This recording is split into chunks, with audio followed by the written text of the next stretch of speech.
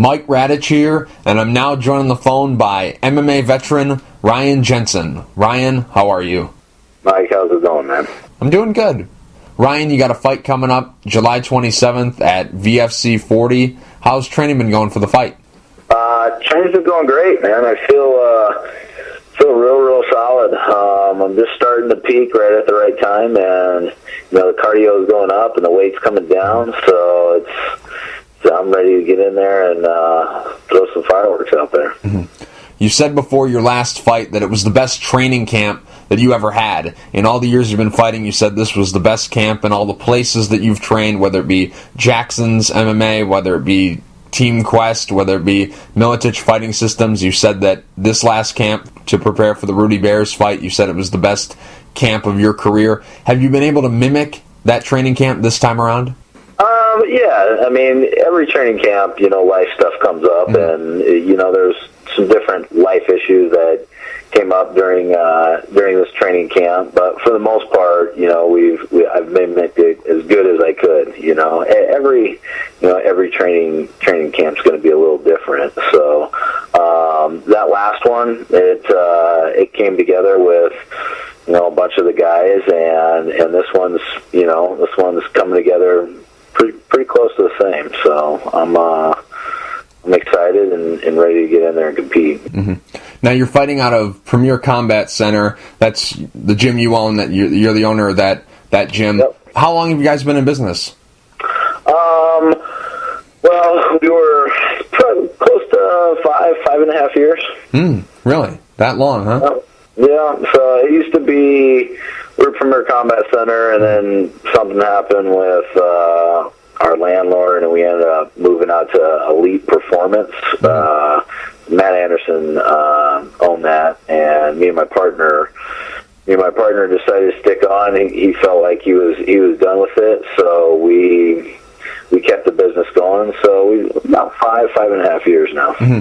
So those times that you were training with Jackson, those were just for fight camps? Yeah, those were fight camps. Okay. So I'd go down there for anywhere from 6 to 8 weeks at a time, and I've done that throughout most of my career with me traveling down to Pat Miletich in the early 2000s, and then being part of Team Quest up in Portland, Oregon for 3 years.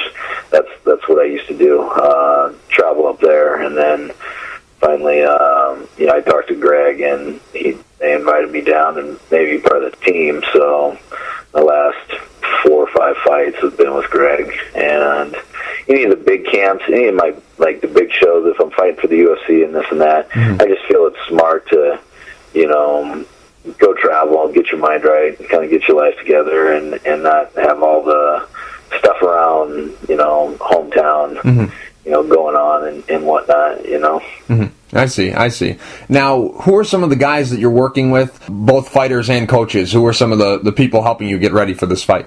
Yeah, definitely. Well, some of the fighters, we have 11 guys fighting out of my gym on that card, and we have 2 guys fighting the night before.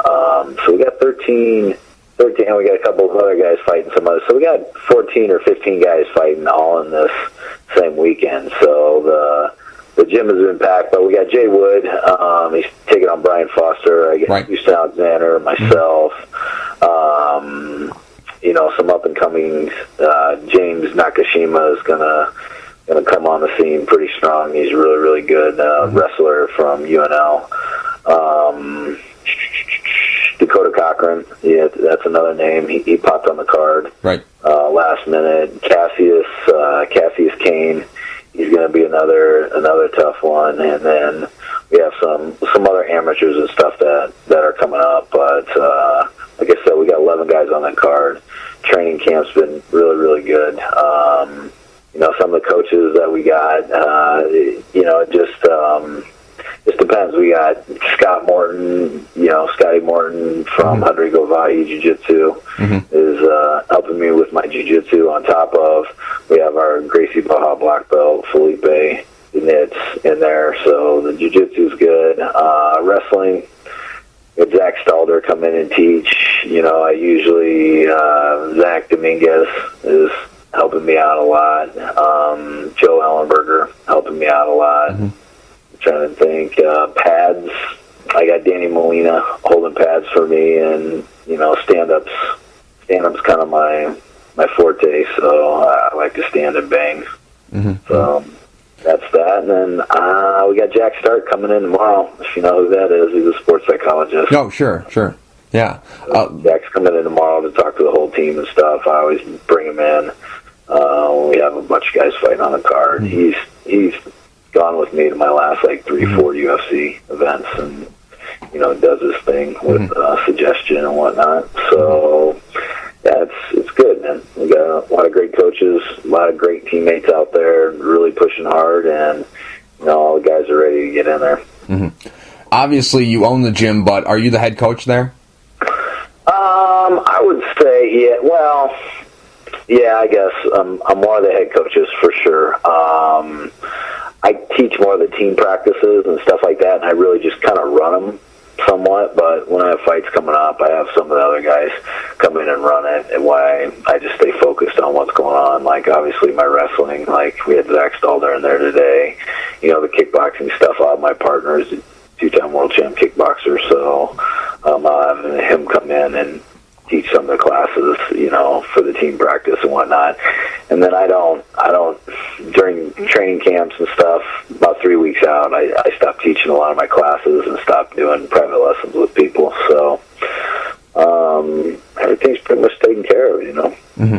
Now, with all these fighters preparing for fights around the time that you're preparing for a fight, do you find that makes the training better? Does training, step up a couple notches when everyone's kind of preparing and trying to peak at the same time? Definitely. Mm-hmm. Everybody's in, at their peak performance, what I mean? Everybody's in the best shape that they can be, so everybody's pushing the pace a little bit harder, and definitely, the number one thing is in a gym, especially a fight gym, is training partners. The second real close to that is your coaches, Mm-hmm.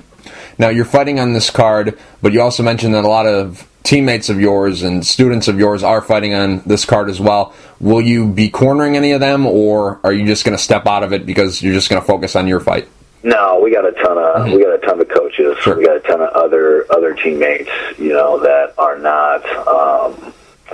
are not competing and whatnot. And everybody's going to come in. All the other coaches that aren't competing and whatnot, they'll come in and step up as corners and whatnot. No, I take myself totally out of that. I got a job to do out there, and that's go out there and compete. All the work's done. Me being in somebody's corner is not gonna change the outcome compared to one of my other coaches and whatnot. So I step out, and it's time for me to go out and play and have fun with the kids. Mm-hmm.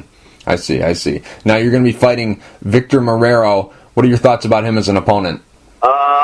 Victor's been around a long time. He has a ton of experience, and he trains with some really, really good dudes out of Des Moines. You got Josh Neer, and all those guys that are out there and whatnot. So yeah, he's been around a long time, and I hear he's in real good shape. And he always comes to fight. So I got total respect for those guys, but obviously my goal is to make it third time in the UFC, so he's standing in my way, and we're not going to let anybody stand in my way, Mm-hmm. You mentioned that Victor Marrero is trained by Josh Neer, and you can't really talk about victory without talking about Josh Neer versus Spencer Fisher. I mean, that was just an incredible fight, right? I was there. Yeah. Were you fighting on that card, or were you just a spectator? I was. I think I was coaching some guys at the time, but I was down at Harvey's Casino, and it was one of the best MMA fights that I've seen. So like I said, Josh has been freaking warrior from the beginning. I think he's made it to the UFC three times. Right. I've made it to there twice. So he's given an old dog some hope out there, so that they'll pick you up for a third time. And that's, like I said, that's the goal. And those guys are tough dudes out there. I got total respect for all those guys.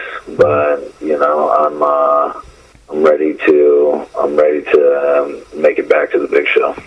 Now, you mentioned that he's been fighting a long time. I think with his pro and amateur experience combined, I think this is going to be like his 65th fight or something like that. It's a high number like that. But with him being such a veteran and you being a veteran of the sport, what can he throw at you that you haven't seen, and what can you throw at him that he hasn't seen? Is there anything in there? I think it just comes down to, the sport's always evolving and stuff, and it just depends on how much he's training and this and that, and the rumor is he's in really good shape, so, I think we've seen just about, if somebody's throwing a spinning wheel kick or some crazy stuff, we've seen just about everything, so it's, I don't know, it's going to be, like I said, it's going to be some fireworks and whatnot. I have my game plan. He's going to have his game plan, and it's just who executes it first.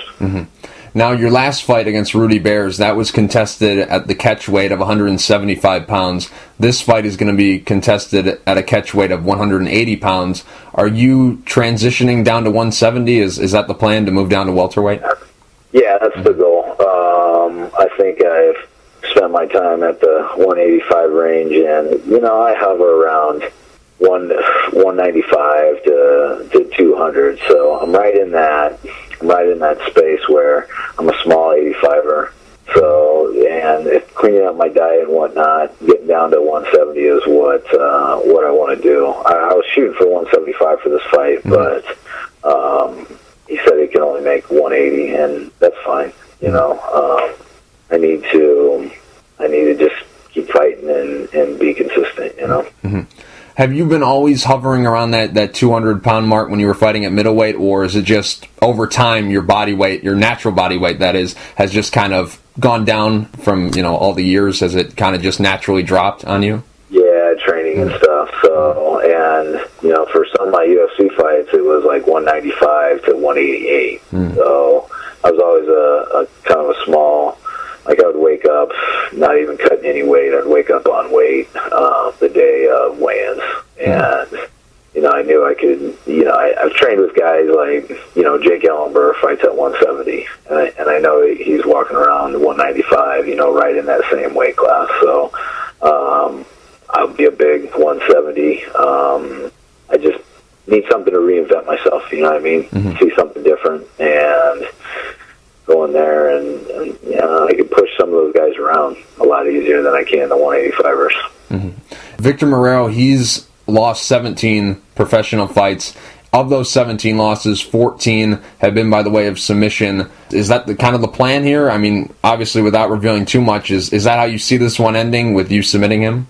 Well, you know what? Everybody's so well-rounded nowadays. I looked at Victor's. I studied some tape, and I looked at Victor's, record and whatnot, and it's not like he's fought anybody real, on a high caliber level in a while. So, the submission game's there. But like I said, you can't take anything can happen in MMA. There's so many variables. So I'm not taking him lightly. I know he's going to be in shape. I know that he can go some places off of a win against me. It'll start people looking at him. So he's, like I said, he's training super hard. I'm training super hard. We're going to go in there and let our hands fly. And if it happens, I'm going to take the fight wherever it goes. Now, Victory, they use a box cage or a square cage, whatever you want to call it. It's a very unique surface. We don't really see those that much anymore. In the old days we saw it a lot, but now they just use the 8-side, 6-side, whatever. But Victory, they use the 4-sided cage, which you kind of get the best of both worlds. Using, like, in a ring, you're able to cut that off a lot easier than you are in a cage, but the ring, pushing up guys against the ropes, usually guys fall through and then they hook them and then there's restarts. But with this box cage, you get the benefits of a cage and a ring. Do you enjoy fighting in this contraption? The cage, you know what, I haven't even put very much thought into it, truthfully. It's a big enough surface to where you don't take 2 steps and then you're punching each other. Right. So it's a pretty large cage, so there's there's room for footwork and movement. It's not as big as the octagon, but you know, I still have a lot of room to use my footwork, to cut angles, to do some of the things that I do without taking one step and then you're pretty much clinching your opponent or punching him or whatever, you know what I mean? So it's good. I like it. You know, I've been fighting in Victory for a long, long time, so it's just another day in the office, you know? Definitely. Now, you mentioned that you fought for Victory a long time. I mean, you were there since the beginning. I think you fought at Victory 1. I think it was like your third or fourth pro fight was at Victory 1, but you fought for them a long time. What's your relationship like with Victory? Are you just a fighter, or do you have, you know, I don't want to say a role with them, but, you know, you're a local gym owner, they've got to come to you? Yeah. I mean, yeah, like, I own Premier Combat Center. You know, they're the best fight promotion probably in the Midwest, from the shows that, especially the last like 3-4 shows that they've thrown. They've really stepped up their game, and the Ralston Arena is one of the best events. I mean, I seriously compare it to some of the small UFC fights, because there's 5,000 people, they're screaming you, the energy's great, and you know, I'm a gym owner. There's 5,000 people, fans that like MMA, and I own a MMA gym. So yeah, I mean, I don't have a role as business-wise or anything like that, but you know, if Victory's doing good, you know, then our gym does good too, you know. So, and if the guys are training and winning, you know, we get a lot of, I guess, street credit. You know, people start, you know, it starts getting around town. You know, this is the place to train at. You know, these are the guys that are training there and whatnot. And yeah, that's definitely good for business. And for me, I want to be a leader and lead by example. You know, so if I'm not much of the guy that watches the videos and then goes off and teaches martial arts. You know what I mean? I want to get in there and, you know, be young again, I guess. Now, you mentioned earlier that when you were preparing for your UFC fights, you'd like to get out of town. You'd like to, you know, go someplace like a Jackson's to just get away from everything and just solely focus on your fights. Just curious, do you not like fighting at home? I mean, with all these distractions and stuff? You know what? I don't mind fighting at home at all. Oh, I see. I do that mainly because, you know, I have a lot of hats that I wear, you know, as a coach, as a business owner, as, you know, a father, as a husband, you know, and all that life stuff sometimes gets in the way of the focus of, you know, what's important for that 6 weeks. You know, sometimes you got to put that stuff, you know, sometimes you got to put other things on the back burner to, you know, do what you're passionate about, go after your dreams, that kind of stuff, and whatnot. It's hard to balance all that stuff out. So when like I said, if it's a UFC fight and this and that, you know, me and my wife sit down, we talk about a schedule and figuring out, you know, things so I can get down there and train like a professional athlete, because I got so many people pulling me in different directions. This guy wants to hold wants me to hold mitts. This guy wants to do a private. I got a business issue going on. I got to put out that fire. You know what I mean? So if you own your own business, you'll totally understand what I'm saying, and that's why I do it. I forget about it, and it's like going on vacation. I become just a fighter again, like I was back in my younger days, which is sometimes nice. Now, how do you avoid all those situations? Because you are still home, and this fight's locally, so how do you kind of balance everything that you got going on? Well, I mean, family-wise, we line up babysitters, you know. We line up sitters, and business-wise, I just give it to my partner, you know, and just say, hey, for the next, 3-4 weeks, you got all the issues, you got everything that's going on, you know, I'm pretty much checking out, you know, and I'll check out for that time period, and, you know, I tell the guys that I'm not holding pads anymore for, 2 weeks out, just to save my arms and whatnot, and, and that's it. And then we go in there and play and fight, and then I go back to doing what I was doing before, being a coach, being an owner, being a father, doing all the stuff around the house and all that good stuff, Now, you've been open in the past about your usage of testosterone replacement therapy. Just curious, how long have you been on this?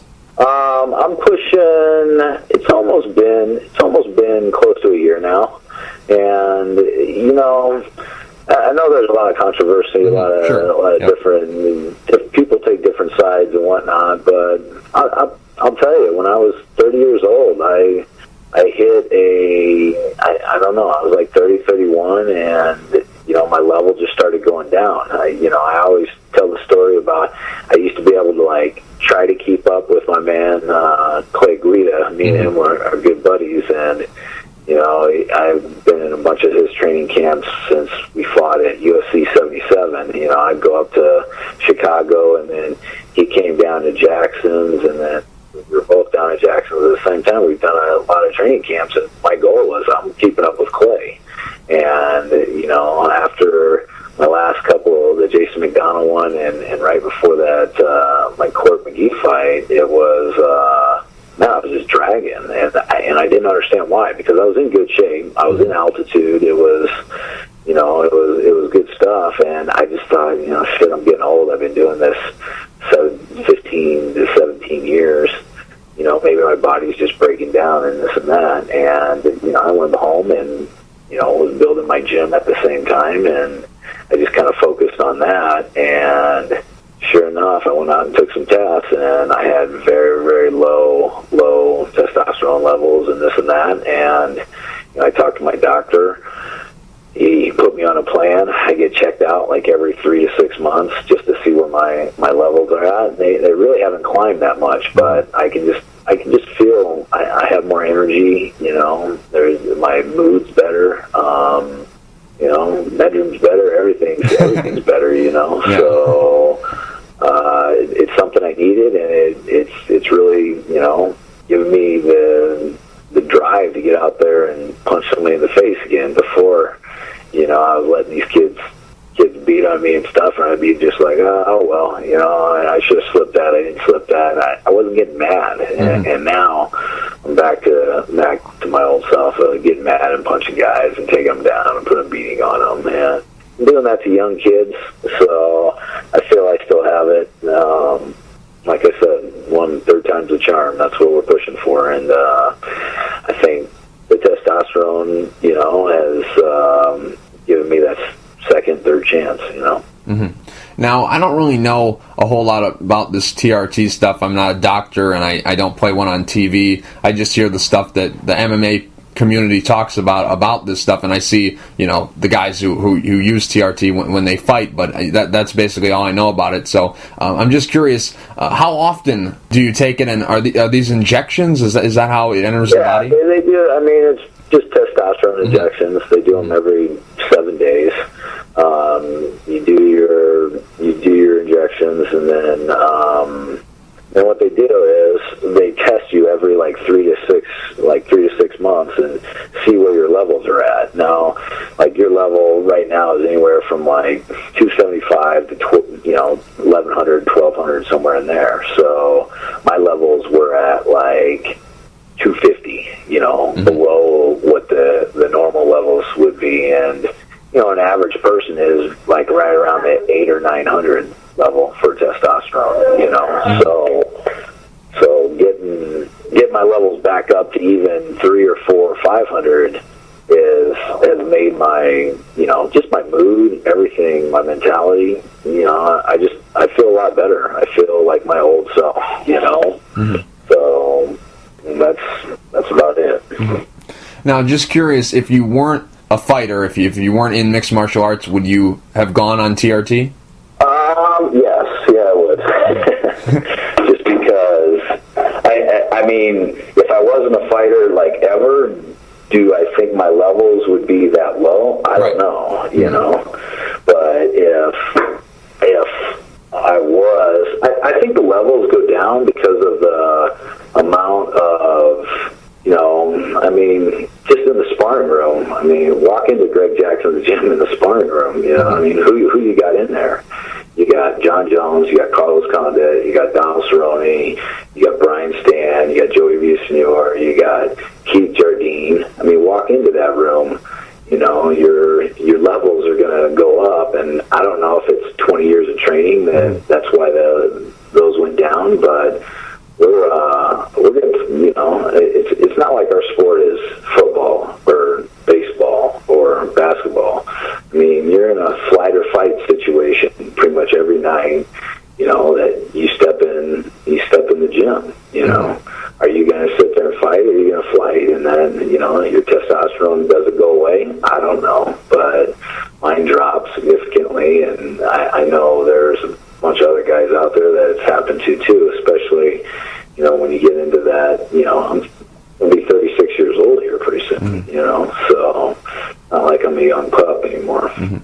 Now, there's a lot of debate about this issue with TRT. A lot of people are saying, it's like legalized cheating and all kinds of stuff, because they've seen how Vitor Belfort has been able to kind of resurrect his career through this. And I don't really know, because like Dan Henderson, he's been on TRT for a while. I think he got on TRT in like early 2009 or mid 2009. And when he fought Jake Shields in 2010, he was completely gassed. So if this is supposed to be some magic injection, why didn't it work for him? So it's really not. Yeah. I mean, it's just really getting. I mean, if they're doing it the right way, doctor regulated and everything, those guys. The UFC checks where your levels are at, and for an average male, it's like 275 to like 1100. And if you're in that range, you're no different than any young kid, 26, 27-year-old kid, getting in there and fighting. So for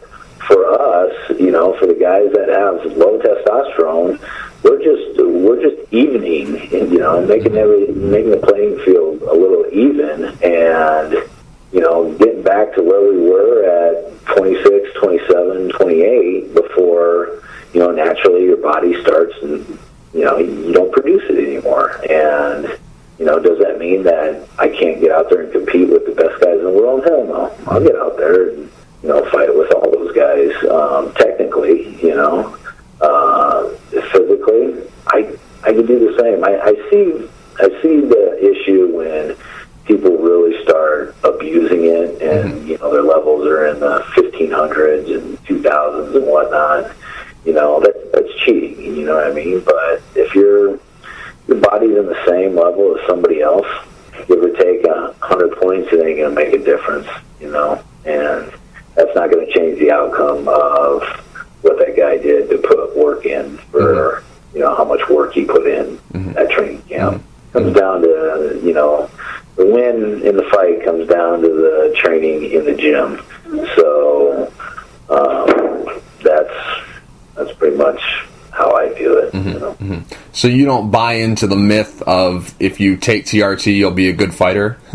Hell no, not at all. You know what I mean?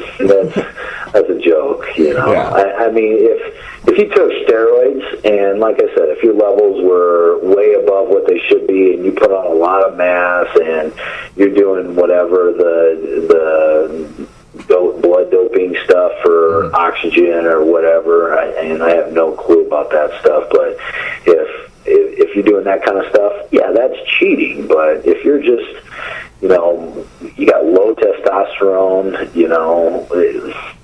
and go get the injectables, enjoy your life, live better. I mean, it's seriously changed, my mentality, my mood, training, the energy level, like I said, the bedroom, everything. So it's not a bad thing if it's regulated by your doctor. Like I said, the UFC doctors.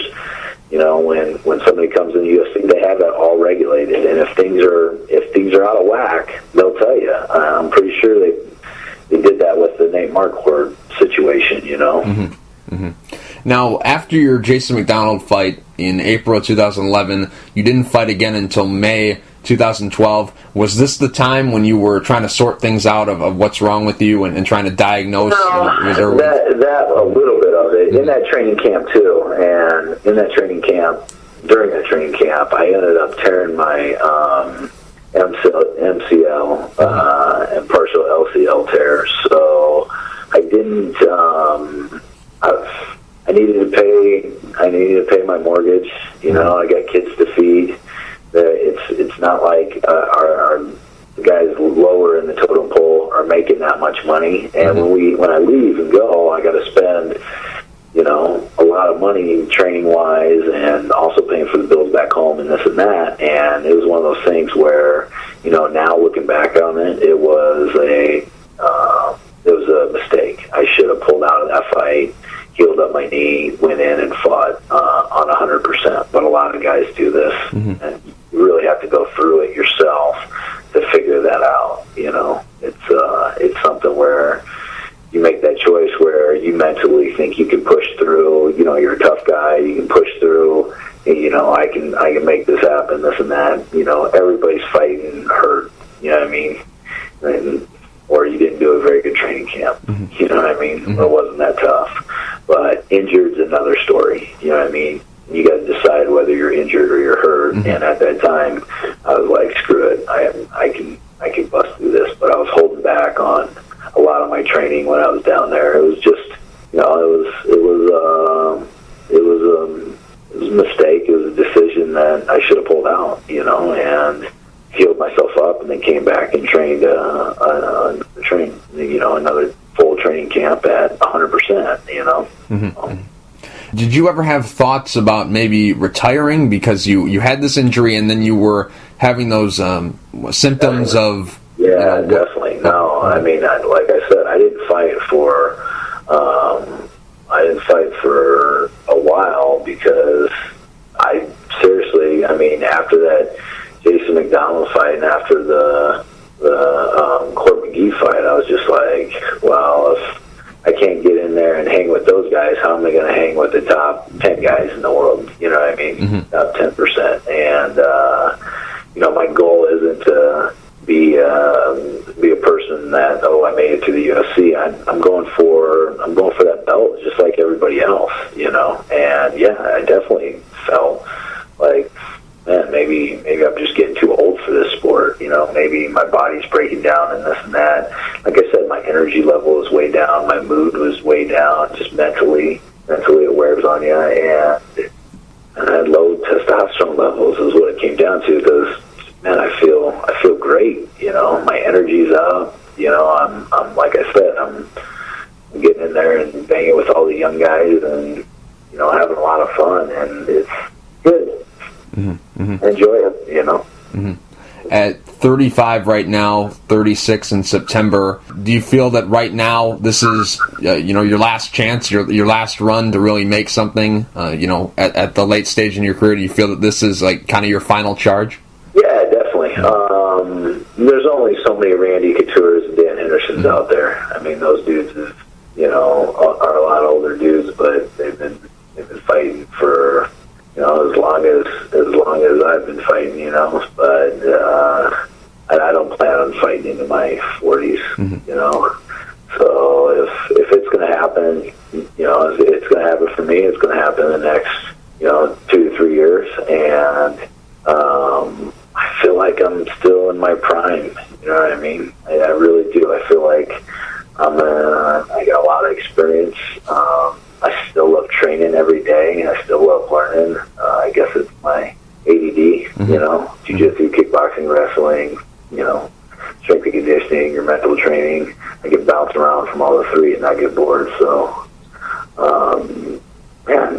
one more round, 170. Let's reinvent it, and let's go for it. And, Vic Moreno's in my way to do that. So.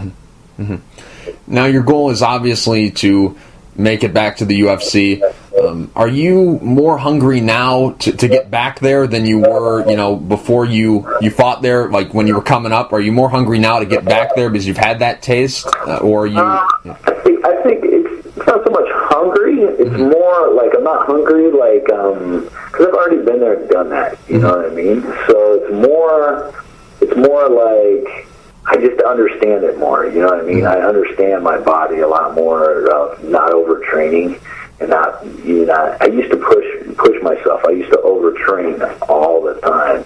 I brought Riley Ross in for strength and conditioning. He does Jake Ellenberger's. He's helped Mark Munoz on last training camps and whatnot. And I brought Riley in to monitor my training and overtraining, and I was pushing 2 to 3 practices a day. MMA 6 days a week as hard as I could go.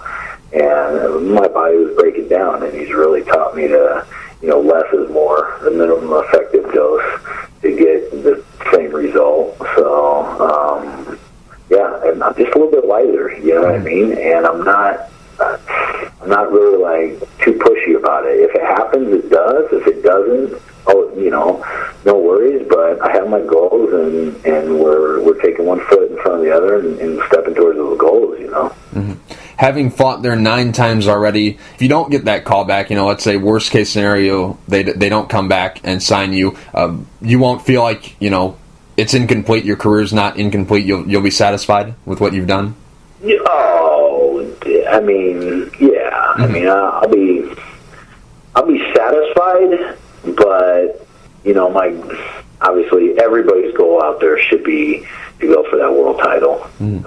And the UFC world title is the biggest one out there for MMA, and I've trained with all those guys and fought some of the guys that have fought for the world title and whatnot. So like I said, I believe I'm on that level.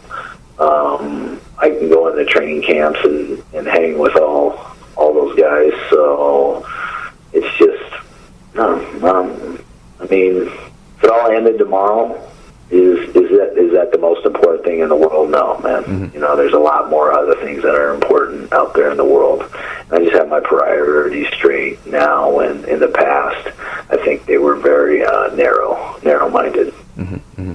Now, it's very hard to predict what Joe Silva and the UFC are going to do when they sign fighters, but what do you think you have to do to get there? Is it just, get a couple wins and then hope maybe somebody goes down and you can step in on short notice, or do you think that just over the course of time, if you continue to do good, they'll... Yeah, mm-hmm. It's the short notice. Mm-hmm. I mean, if you're fighting in the UFC and something happens, they call you.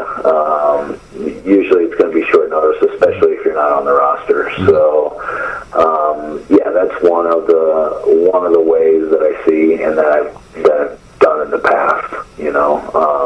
I've had to do in the past, but it's, I believe for myself, I'm going to have to rack up 5 or 6 wins at close to 170. Mm-hmm. 175, 170. Get down there and see and beat some decent guys. They have, Bellator's out there, World Series of Fighting's out there, Legacy's out there.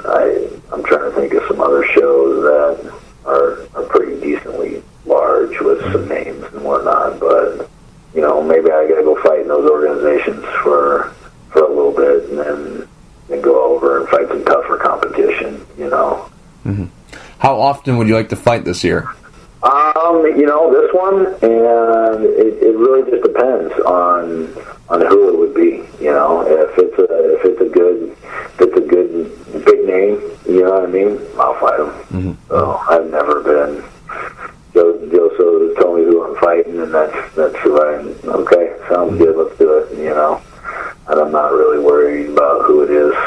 Mm-hmm. I see. Now, with you saying that maybe 5 or 6 more wins. Obviously, you're in the gym every day because you're the owner there, and you train and coach a lot of guys. But should you win here, are you going to be right back? Trying to prepare because you never know when that call is going to come. It could be very soon. Are you just going to go immediately back into? You need to get some time. I'm going to take the rest.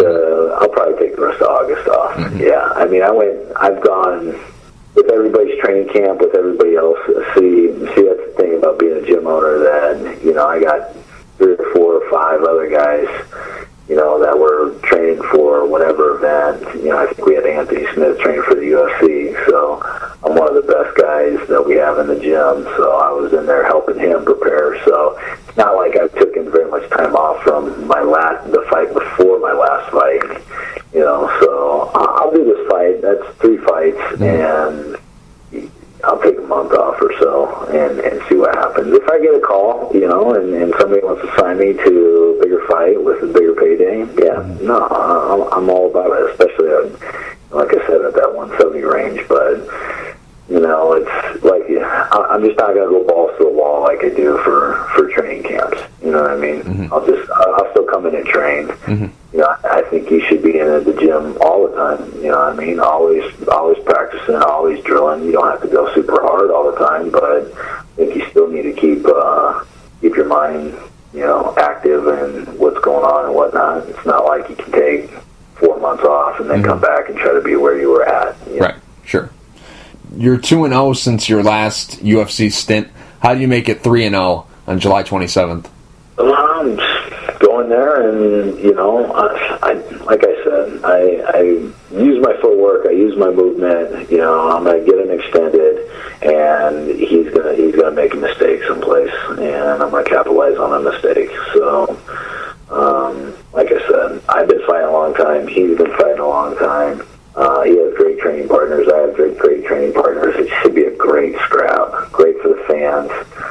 The Ralston Arena is awesome. They're throwing Jake Ellenberger's fight up on the big screen, so nobody's missing his fight. That was the one thing I was somewhat concerned about. Is I was like, you guys better throw the show either real early, or we need to do something different on a different day, because I didn't want to miss Jake messing Rory up. Yeah. Ryan, I thank you for being so liberal with your time. I know this was a very long one, but before I let you go, do you have any sponsors you'd like to thank, and is there anything you'd like to say to the fans? Just come out to Ralston Arena, and, cheer the Premier Combat Center guys on. I'd like to thank Battle Sports Science for doing all the stuff that they do for us. I'd like to thank Riley Ross, Jack Stark, all my training partners and my coaches and whatnot. And if you haven't been to a victory show in a while, it's totally changed from where it was over at the Mid-America Center. So come on out, enjoy the fights, and look for those knockouts. Mm-hmm. Ryan, thank you for taking the time to talk. I really appreciate it. Good luck July 27th at VFC 40 against Victor Marrero. Thanks, man. I appreciate it. Thank you.